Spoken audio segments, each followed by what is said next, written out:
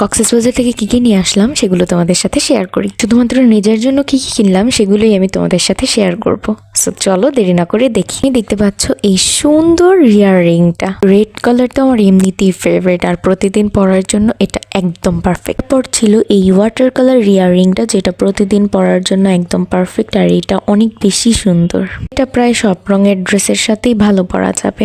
তারপর ছিল এই একটা ব্রেসলেট, যেহেতু আমি ব্রেসলেট খুব একটা বেশি পরি না সেহেতু একটাই ছিল। এটা অনেক ছিল ব্রেসলেটের সাথে ম্যাচিং করে একটা গলার হার, এটা দেখতেই পাচ্ছ শামুকের তৈরি, অ্যান্ড এগুলো কিন্তু শাড়ির সাথে খুব বেশি ভালো মানাবে। তারপর ছিল আরো ভালো কোয়ালিটির একটা নেকলেস, তোমরা দেখতেই পাচ্ছ।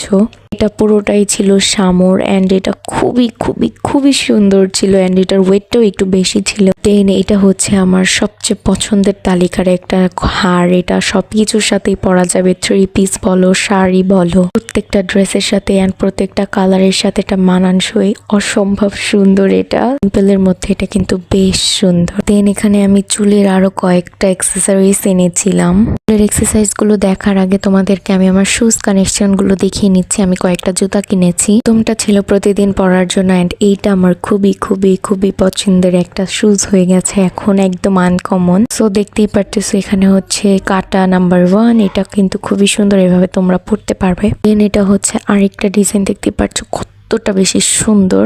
এটা হচ্ছে আরেকটা, আমি সেম ডিজাইনের দুইটা এনেছি। দেন এগুলো হচ্ছে কাকড়া, দেখতেই পাচ্ছ এটা হচ্ছে কাকড়া নাম্বার 1, অ্যান্ড এটা হচ্ছে কাকড়া নাম্বার 2। তো তোমাদের কেমন লাগলো অবশ্যই তোমরা আমাকে কমেন্ট করে জানিও। সো আল্লাহ হাফেজ।